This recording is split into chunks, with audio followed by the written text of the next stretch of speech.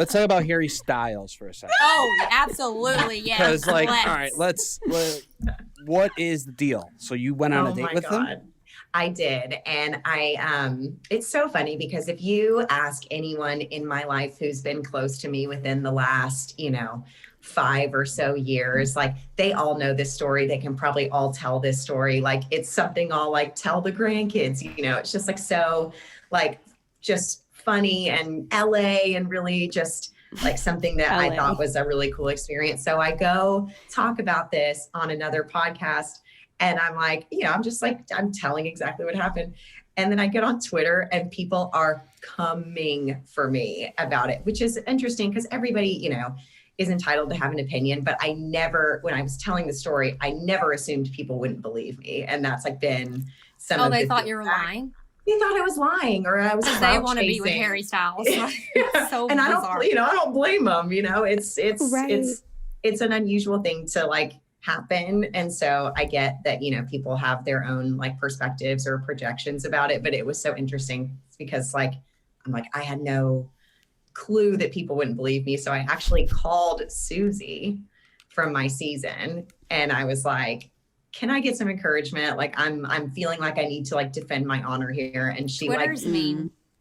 Twitter it's ruthless. And I like, on the one hand, I get it. I like Twitter a lot. And some of the like funniest like memes come from tweets and like the internet is like such a vast place. And there is so many things that I like resonate with and identify with. And I really enjoy like laughing along with people, even some trolls. But like when you're the one like that's under the gun, it's such a different experience. Cause I'm like, like I can't handle this. Like, this is too much. I need to delete the app and just like get off it. But anyway, circling back, I did go on a date with Harry in 2014. It was like right when I moved to LA, which was like such a mind fuck anyway, because I'm like, is this just what happens when people live here? Like, it's so insane. Wait, was he in a boy band then? He was still in a boy band, right? Yes. He was still with One Direction. One Direction, that's it. Yes, okay. Yeah. Like the Beatles. Where'd you guys meet? Go? Okay, so how did this go down? 2014. How old was he in 2014? He was 20 and I was 24. He does like older women. He does, yeah, confirmed. Which we love to see that. Go, Harry. Hell yeah. He was a little baby. Yeah, he was a fetus and I was like a toddler. Who was a better kisser, him or Clayton? I think there were definitely more vibes with Harry. Okay. Oh, so you kissed. Okay. Nice.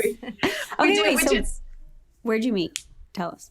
So I was an assistant at CAA. That was my first job in LA, which was already just like so like revolutionary to me. Cause I was like, this is a big, nice building, all these famous people. This is so crazy.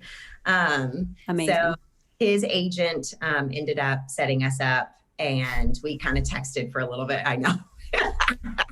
I was like, this is so insane. So we texted for a little bit. Joe, to answer your question, we went to Petit Hermitage, which is a kind of like boutique hotel. Yeah.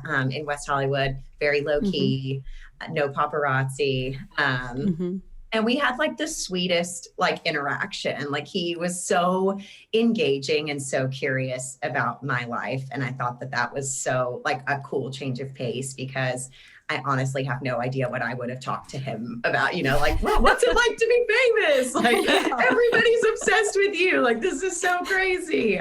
So it was like sweet how like engaging he was about like my story and where I come from and where I'm trying to go. So it was so tender.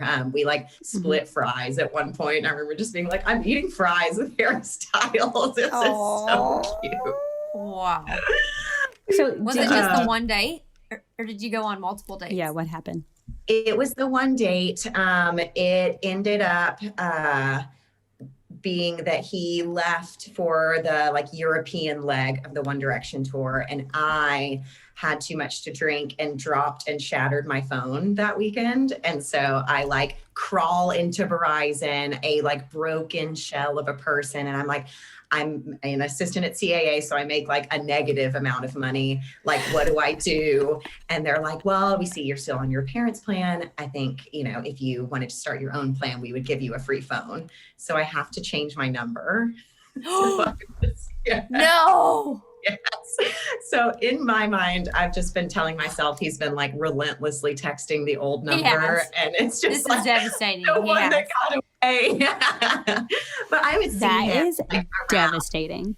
Truly devastating. I would see him around, like in the halls at CAA, because he, you know, would come in and see his agent, and all the other assistants would be like, you know, chatting me on the system, being like, you know, your ex-boyfriend's here, you go say hi.